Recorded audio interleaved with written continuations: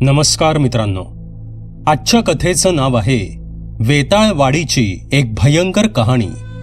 कथेचे मूळ नाव आहे वेताळवाडी. कथेचे लेखक आहेत नरेंद्र कुलकर्णी. कथेला आता सुरुवात करू.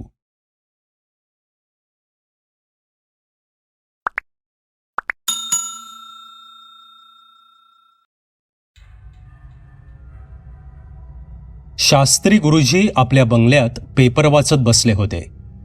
कृष्णा काहीतरी आपलं काम करत होता.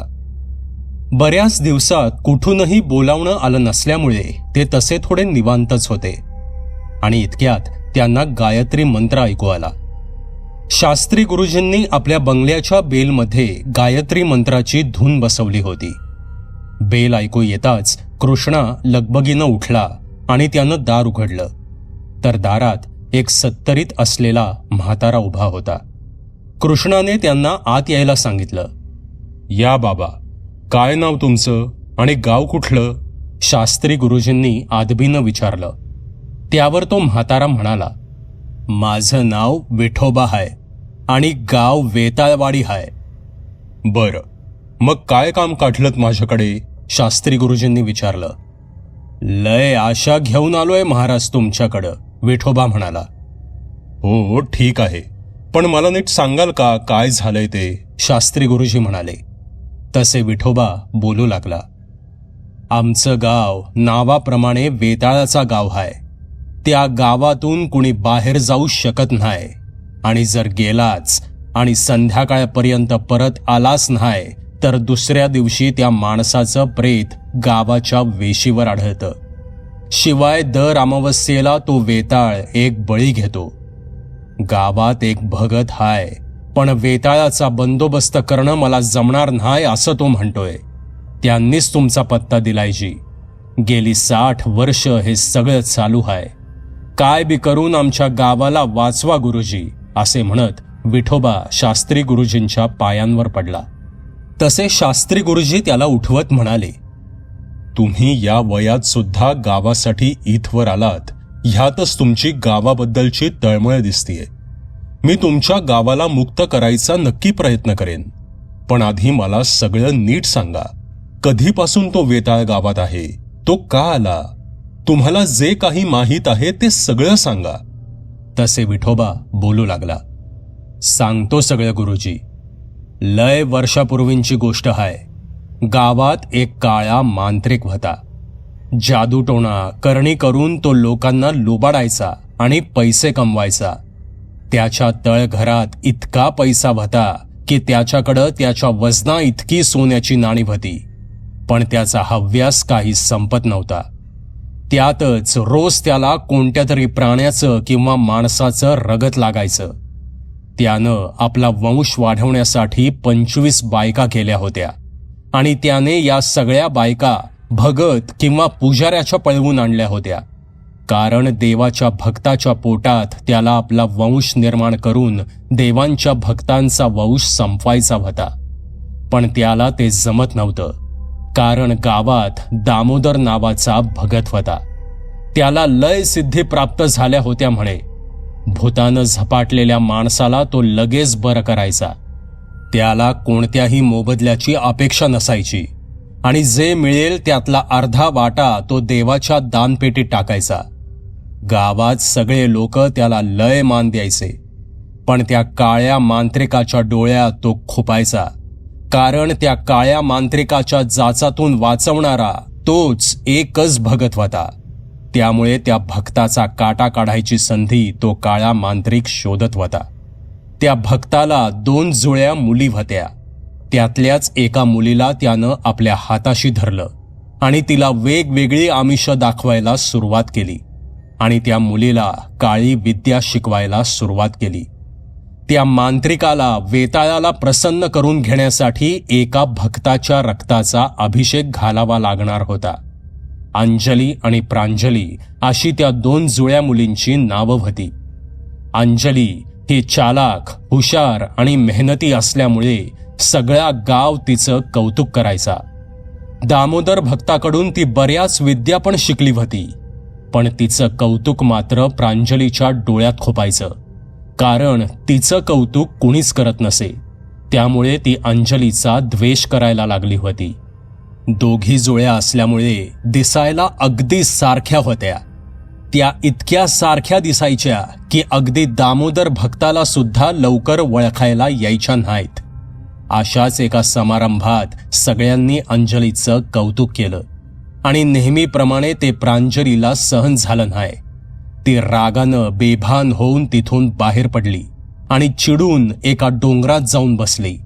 आणि त्याच डोंगरात नेमकी त्या काळ्या मांत्रिकाची गुहा होती. बाहेर प्रांजली बसली आहे हे त्यानं झटकन ओळखलं. कारण जर ती अंजली असती तर तिच्या सकारात्मक ऊर्जेने गुहेतल्या वातावरणात थोडा फरक पडला असता. पण गुहेतल्या वातावरणात तसा काहीच फरक पडला नव्हता. कोण ग पोरी तू आणि इथं कशी आलीस? त्या मांत्रिकानं विचारलं. त्याचा अवतार बघून प्रांजली घाबरली, पण नंतर स्वतःला सावरत ती म्हणाली, मी प्रांजली, दामोदर भक्तांची मुलगी. घाबरतच प्रांजलीनं उत्तर दिलं. अगं मग घाबरतेस कशाला? घाबरू नकोस. इथं कशी काय आलीस? मांत्रिकानं विचारलं. तुम्ही बाबांना सांगणार नाही ना? प्रांजलीने घाबरत विचारलं. नाही, अजिबात सांगणार नाही. मांत्रिक म्हणाला. मला खूप राग आलाय आणि रागातच मी इथे आले. सगळी लोक अंजलीचं कौतुक करतात, पण माझं कौतुक कुणीच करत नाही. अगदी बाबा सुद्धा तिचेच लाड जास्त करतात. प्रांजली म्हणाली. असं होय. म्हणजे सगळ्यांनी तुझे लाड करावेत, तुझं सगळं ऐकावं, सगळ्यांनी तुझं कौतुक करावं असं तुला वाटतं तर? मांत्रिकाने विचारलं. हो ना काका, प्रांजली म्हणाली. ठीक आहे, मग ये माझ्यासोबत, तुला एक मज्जा दाखवतो. असे म्हणत मांत्रिक प्रांजलीला घेऊन त्याच्या गुहेत गेला. गुहेतील ते भीतीदायक वातावरण बघून प्रांजली खूप घाबरली. पण इतक्यात त्या मांत्रिकाने आपल्या गुलामांना काही आदेश दिले. तसे ते गुलाम त्या मांत्रिकाची आज्ञा पाळू लागले. ते दृश्य पाहताच प्रांजली खुश होऊन टाळ्या वाजवू लागली. काका, हे सगळं तुमचं इतकं कसं काय ऐकतात? प्रांजलीनं विचारलं. कारण मी त्यांच्यावर जादू केली आहे, म्हणून हे सर्वजण माझं ऐकतात. तुला पण शिकायची आहे का ही जादू? जर तू ही जादू शिकलीस ना, तर मग सगळेजण तुझं सुद्धा ऐकतील. अगदी तुझे बाबा सुद्धा तुझं सगळं ऐकतील आणि तुझं कौतुक सुद्धा करतील. मांत्रिक म्हणाला. खरंच काका, तुम्ही शिकवाल मला ही जादू? प्रांजलीनं विचारलं. हो, नक्कीच शिकवेन, पण त्यासाठी तुला 1 महिनाभर रात्री इथे यावं लागेल. मांत्रिक म्हणाला. ठीक आहे काका, मी रात्री इथे येत जाईन. पण जसं हे सर्वजण तुमचं ऐकतात तसंच गावातील सगळ्यांनी माझं पण ऐकलं पाहिजे, प्रांजली म्हणाली. हो, नक्कीच ऐकतील. 1 महिन्यात बघशीलच तू. असे म्हणत मांत्रिक प्रांजलीला घेऊन गुहेबाहेर आला. त्यानंतर प्रांजली तिच्या घरी निघून आली. घरी आल्यावर मात्र ती थोडी विचित्र वाटत होती. काय ग प्रांजली, कुठे गेली होतीस मध्येच? दामोदर यांनी विचारलं. बाबा, मला कंटाळा आला होता म्हणून जरा गावात चक्कर मारायला गेले होते, प्रांजली म्हणाली. अगं, दुसऱ्याचं कौतुक करायला शिक की जरा. आज अंजलीचं सगळ्यांनी किती कौतुक केलं, तिचा सत्कार सुद्धा केला. तू सुद्धा थोडी मेहनत घे, म्हणजे तुझा सुद्धा असाच सत्कार होईल, दामोदर म्हणाले. प्रांजली मात्र काहीही न बोलता त्या मांत्रिकाने सांगितलेल्या गोष्टी आठवत होती. पण प्रांजली घरी आल्यापासून दामोदर यांना वाड्यातील वातावरण थोडं अशुभ झाल्याची जाणीव झाली. पण घरात कितीतरी लोकांचं येणं जाणं असतं, त्यापैकीच एकामुळे असं झालं असेल असा विचार करून दामोदर यांनी त्या गोष्टीकडे दुर्लक्ष केलं. रात्रीचं जेवण करून सगळे झोपायला गेले. पण रात्र होताच प्रांजली उठून त्या मांत्रिकाच्या गुहेकडे जाऊ लागली. काहीच वेळात ती गुहेजवळ पोचली. तसे तिला गुहेजवळ उभा तो मांत्रिक दिसला.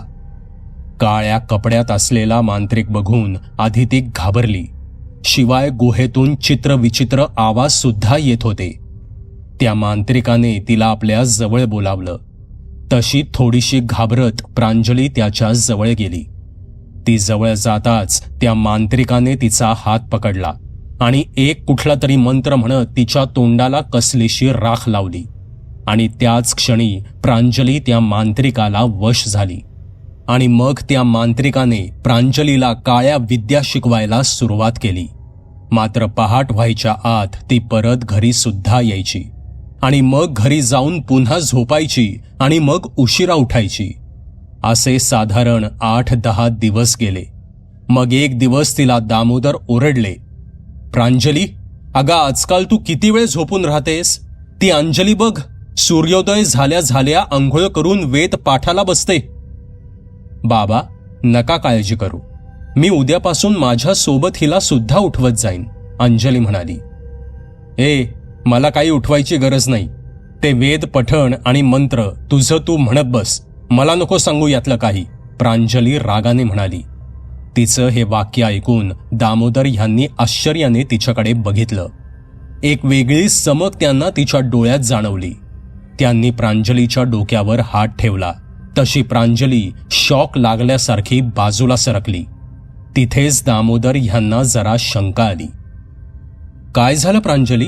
अशी एकदम दचकून झटका लागल्यासारखी बाजूला का सरकलीस? दामोदर यांनी विचारलं. पण यावर काहीही न बोलता प्रांजली हसायला लागली आणि काही वेळाने म्हणाली, तुम्हाला खूप अभिमान आहे ना या अंजलीचा, पण थोड्या दिवसात याच अंजलीचं मी काय करते ते बघाच आता. प्रांजलीच्या डोळ्यांमध्ये एक हिंस्रत चमक होती. दामोदर यांची शंका आता बळावली. त्यांनी त्यांच्याकडील एक अंगारा प्रांजलीच्या कपाळाला लावला. तशी प्रांजली थैथयाट करत नाचू लागली आणि मग सगळा प्रकार दामोदर यांच्या लक्षात आला आणि त्यांनी आपल्या कपाळाला हात लावून घेतला. ते पाहताच प्रांजली पुन्हा हसू लागली. सांग, रोज रात्री तू कुठे जातेस? दामोदर यांनी रागाने विचारलं. या गावाची वाट लावायला, प्रांजलीने उत्तर दिलं. काय बिघडवलंय तुझं या गावानं? दामोदर यांनी विचारलं. काय बिघडवलंय? सर्व गाव सतत ह्या अंजलीचं कौतुक करतो, पण मी काहीही केलं तरी माझं कौतुक कोणीही करत नाही. मग काय करणार मी? प्रांजली रागाने म्हणाली. कुणी सुचवला हा मार्ग तुला? दामोदर यांनी विचारलं. पण ह्यावर काहीही न बोलता प्रांजली तिच्या खोलीत झोपायला निघून गेली आणि मध्यरात्री उठून ती पुन्हा चालू लागली. त्या रात्री मात्र दामोदर जागेच होते. त्यांनी त्या रात्री प्रांजलीचा पाठलाग केला आणि तिला त्या मांत्रिकाच्या गुहेत जाताना पाहिलं. आता सर्व प्रकार दामोदर यांच्या लक्षात आला होता, पण त्या मांत्रिकाचा सामना करायची ही योग्य वेळ नाही हे दामोदर जाणून होते. कारण रात्री त्या काळ्या मांत्रिकाची ताकद वाढायची, त्यामुळे ते तिथून निघून परत घरी आले. पण आता दामोदर प्रांजलीवर कडक लक्ष द्यायला सुरुवात करणार होते. इकडे आत गुहेत त्या मांत्रिकाने प्रांजलीच्या तोंडाला काळं फासलं होतं आणि एका भांड्यातलं रक्त तिला प्यायला लावलं होतं आणि हळूहळू तो तिला आघोरी मंत्रविद्या शिकवायला लागला होता. आणि प्रांजली सुद्धा ती विद्या लक्षपूर्वक शिकत होती. कारण हे सगळं शिकल्यानंतर त्या काळ्या मांत्रिकाचे जसे सर्वजण ऐकतात तसे सगळे लोक आपलं सुद्धा ऐकतील असं तिला वाटत होतं. पहाटेच्या सुमारास प्रांजली पुन्हा घरी जायला निघाली, पण त्या मांत्रिकाने तिला थांबवलं. प्रांजली, आतापासून तू तुझ्या नाही तर तुझ्या बहिणीच्या म्हणजेच अंजलीच्या खोलीत झोपायचं आणि अंजलीला तुझ्या खोलीत झोपायला सांगायचं. आणि आतापासून तू प्रांजली म्हणून नाही तर अंजली म्हणून सगळीकडे वावरायचं. हेच तुझ्या भल्यासाठी आहे आणि उद्यापासून इथे यायची गरज नाही. डोळे बंद करून 2 वेळा मी शिकवलेला मंत्र म्हणालीस की माझं सगळं बोलणं तुला कानात ऐकू येईल आणि तुझ्या मनातलं सगळं काही मला समजेल, तो मांत्रिक म्हणाला. जशी आपली आज्ञा सम्राट, असे म्हणून प्रांजली तिथून निघून गेली. प्रांजली घरी आली. घरी आल्यावर तिनं पाहिलं की अंजली जागीच होती. काय ग प्रांजली, कुठे गेली होतीस? अंजलीनं विचारलं. ते नंतर सांगेन, पण ऐक ना अंजली, मला तुला काही सांगायचंय. मला सुद्धा वाटतं की लोकांनी मला चांगलं म्हणावं. जसं सर्व गाव, सर्व लोक तुझं कौतुक करतात बाबा तुझे लाड करतात, तुझे कौतुक करतात, तसंच माझं सुद्धा करावं. मला सुद्धा हे सर्व काही अनुभवायचंय. त्यामुळे आजपासून तू प्रांजली आणि मी अंजली म्हणून या गावात, या घरात वावरायचं. बाबांना सुद्धा हेच सांगायचं की तू प्रांजली आहेस आणि मी अंजली आहे, प्रांजली म्हणाली. अगं, पण असं नाटक करण्यापेक्षा तुझं वागणं तू सुधार की. तू जर चांगली वागायला लागलीस की तुझे सुद्धा सगळे कौतुक करतील, अंजली म्हणाली. हे करण्यामागे माझा हाच हेतू आहे. लोक मला चांगले म्हणाले, माझं कौतुक केलं की मला सुद्धा खूप बरं वाटेल आणि कदाचित माझ्या वागणुकीत बदल आपोआप होईल. आपल्या बाबांना सुद्धा किती बरं वाटेल की आता त्यांच्या दोन्ही मुलींचं गावात कौतुक होतं. ते सुद्धा खुश होतील आणि मला सुद्धा बरं वाटेल आणि ह्या सकारात्मक गोष्टींमुळे माझ्यात सुद्धा सुधारणा होईल, प्रांजली म्हणाली. बरं, ठीक आहे. असं असेल तर मी या गोष्टीसाठी तयार आहे, अंजली म्हणाली. अजून एक गोष्ट, बाबांचा सुद्धा मी अंजली आहे आणि तू प्रांजली आहेस ह्यावर विश्वास बसण्यासाठी मी आजपासून तुझ्या खोलीत झोपणार आणि तू आजपासून माझ्या खोलीत झोपत जा. खरं तर का माहीत नाही, पण मला तुझी खोली खूप आवडायला लागलीये, प्रांजली म्हणाली. एवढंच ना, ठीक आहे. तू झोप आजपासून माझ्या खोलीत, मी तुझ्या खोलीत झोपेन, अंजली म्हणाली. हो, पण बाबांना यातलं काहीही सांगू नकोस. ते तर मला सारखेच बोलत असतात. बाबा पुन्हा मला ओरडतील, प्रांजली म्हणाली. ठीक आहे ग, नाही सांगणार मी बाबांना. तशीही ही काही फार मोठी गोष्ट नाहीये, असे म्हणत अंजली स्वतःच्या खोलीबाहेर पडली आणि ती प्रांजलीच्या खोलीत गेली आणि प्रांजली अंजलीच्या खोलीतच थांबली. दुसऱ्या दिवशी सकाळी दामोदर अंजलीच्या खोलीमध्ये आले आणि प्रांजलीला अंजली समजून ते प्रांजलीशी बोलू लागले. अंजली, मला तुझ्याशी खूप महत्वाचं बोलायचंय. आपली प्रांजली काल रात्री त्या मांत्रिकाच्या गुहेत गेली होती. म्हणजे या आधीच्या कित्येक रात्री ती तिथेच जात असणार. ती आता काळ्या विद्येची उपासक झाली आहे.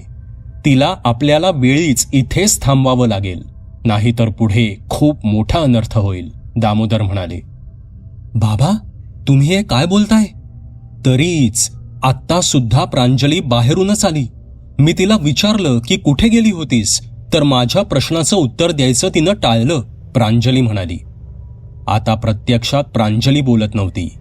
काळ्या विद्येच्या साह्याने कुणाला काय उत्तर द्यायचं, कुणाला काय सांगायचं, हे सर्व तिला तो मांत्रिक सांगत होता. आता आपल्याला देवशक्तीचा जागर करायला हवा, असे म्हणत दामोदर त्या खोलीबाहेर पडले आणि जागराची तयारी करू लागले.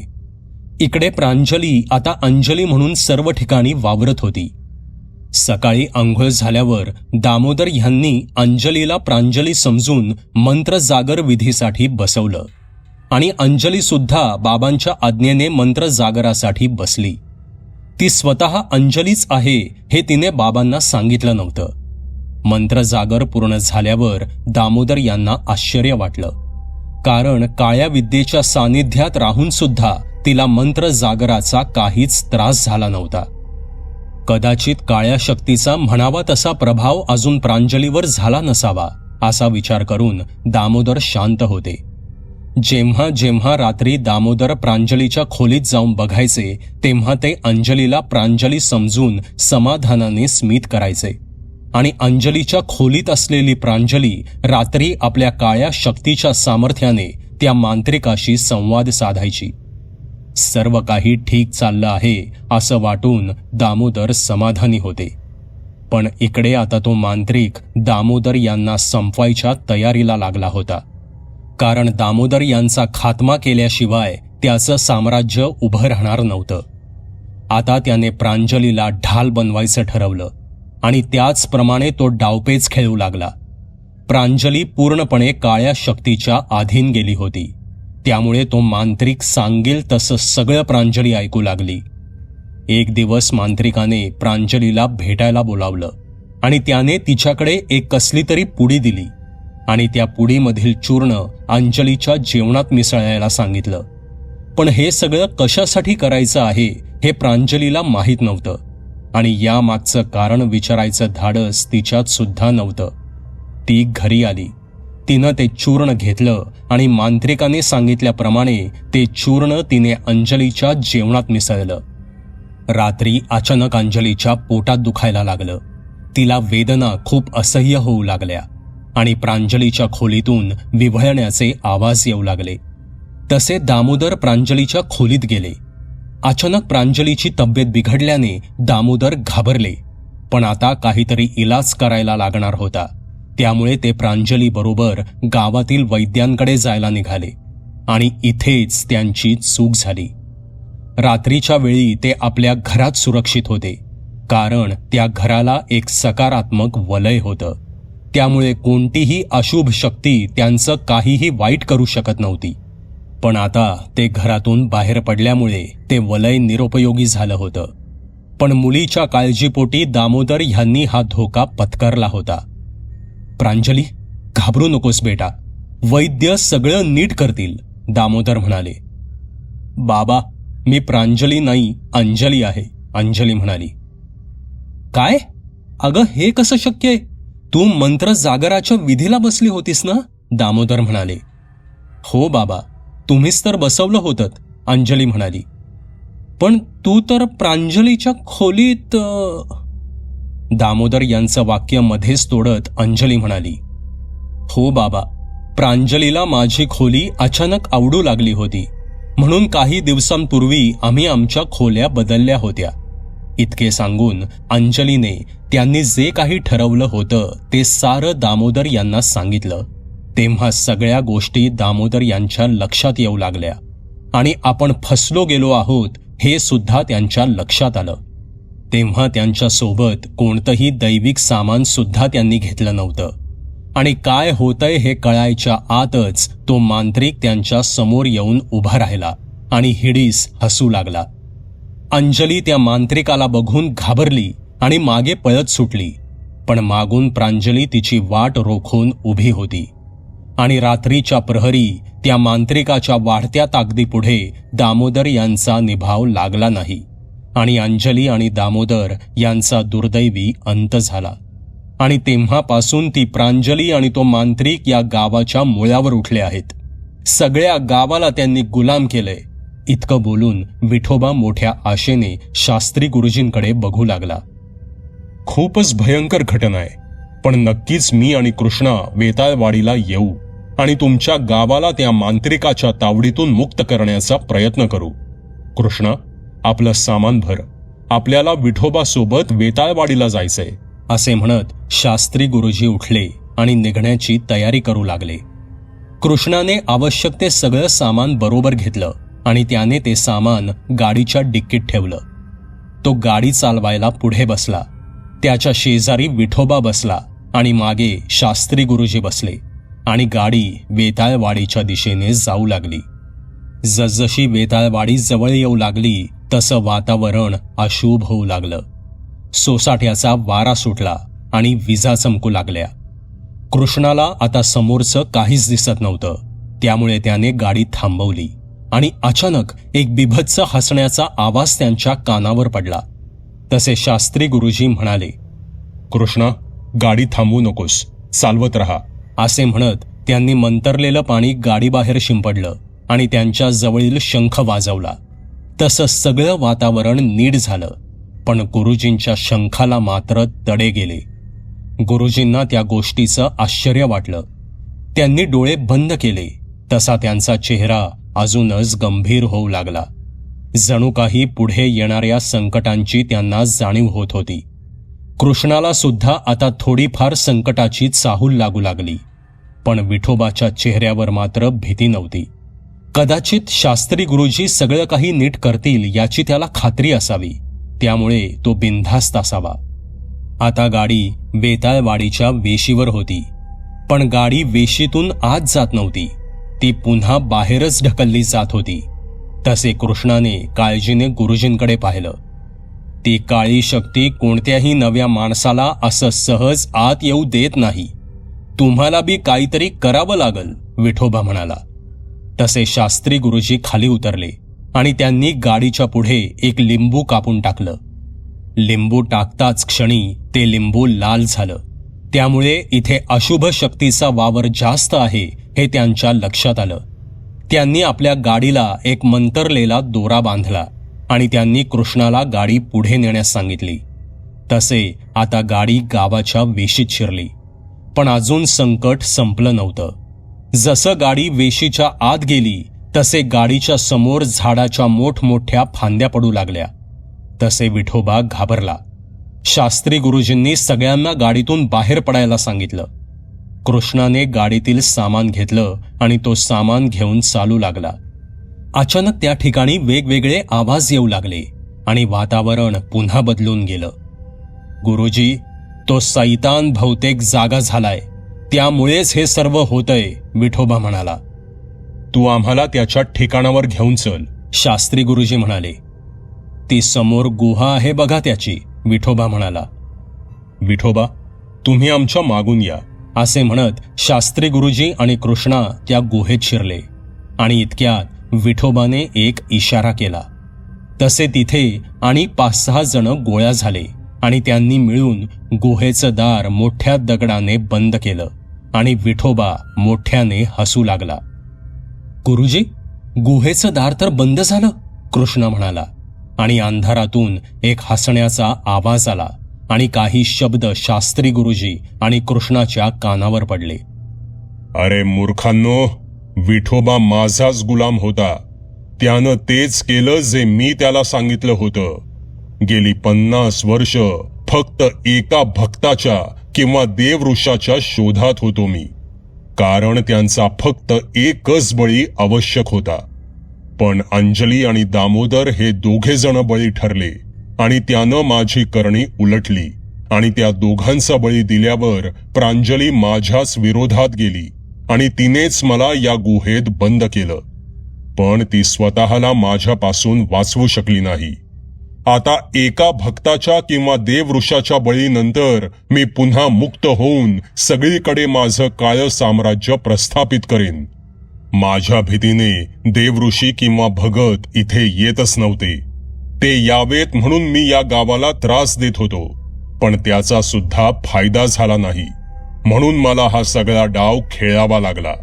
आता तुम्हाला माझ्यापासून कोणीही वाचवू शकणार नाही. इतके बोलून तो आवाज बंद झाला आणि काय होतंय हे कळायच्या आत शास्त्री गुरुजी आणि कृष्णाच्या हातात लोखंडी बेड्या पडल्या. तसे शास्त्री गुरुजींनी डोळे बंद केले आणि त्यांनी स्वतःच्या आणि कृष्णाच्या भोवती विनाशक वलय निर्माण केलं. पण ते वलय भेदून एक बाण कृष्णाच्या खांद्यात घुसला आणि कृष्णा बेशुद्ध पडला. घडलेला प्रकार पाहून शास्त्री गुरुजींना आश्चर्य वाटलं. त्यांची नजर समोर गेली तर त्यांच्या समोर विठोबा उभा होता आणि त्याचा अर्धा चेहरा सैतानाचा झाला होता. विठोबा, तू? शास्त्री गुरुजी उद्गारले. हो, मी. तुमच्या घरात आल्यामुळे माझ्यात सुद्धा सकारात्मक ऊर्जा आली आहे. त्यामुळे हे तुमचं वलय आता फिकं पडलंय, विठोबा म्हणाला. विठोबाच्या मागे एक सैतान उभा होता आणि अचानक तो बिभत्स हसू लागला. तोच मांत्रिक होता. आता त्याला आपली शक्ती वाढवायची होती. अचानक गुरुजी आणि कृष्णाच्या भोवती एक आगीचं वर्तुळ निर्माण झालं आणि ते पाहून विठोबा मागे सरकला. सम्राट, हे कसलं वलय आता? विठोबा म्हणाला. पिशाच निवारण वलय. आपण यामध्ये प्रवेश करू शकत नाही. या थेरड्यानं आपली मंत्रशक्ती दाखवलीये, तो सैतान म्हणजेच मांत्रिक म्हणाला. पण हे कसं शक्य आहे सम्राट? तो तर मंत्र सुद्धा म्हणत नाहीये. तो काही पुटपुटत सुद्धा नाहीये. मग हे वलय आलंय कुठून? विठोबा म्हणाला. आणि त्याचं बोलणं संपायच्या आत जखम दाबून धरत स्मित हास्य करत कृष्णा उठून उभा राहिला. सम्राट, आता आलं का लक्षात हे वलय कुठून आलंय ते?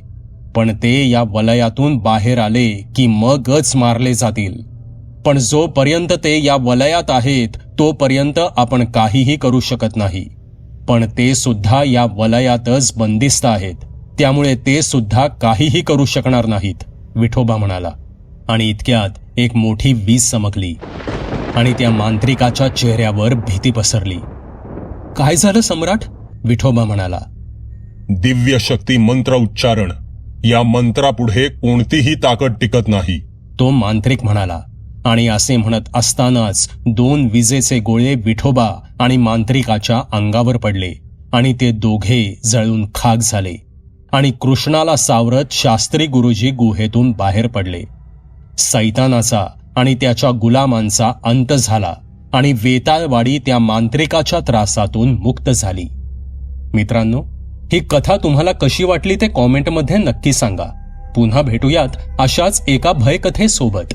धन्यवाद. सबस्क्राईब करा एटी स्टोरी टेलर चॅनलला आणि बेल आयकन दाबून ऑलवर क्लिक करा आमचे व्हिडिओज सगळ्यात आधी बघण्यासाठी.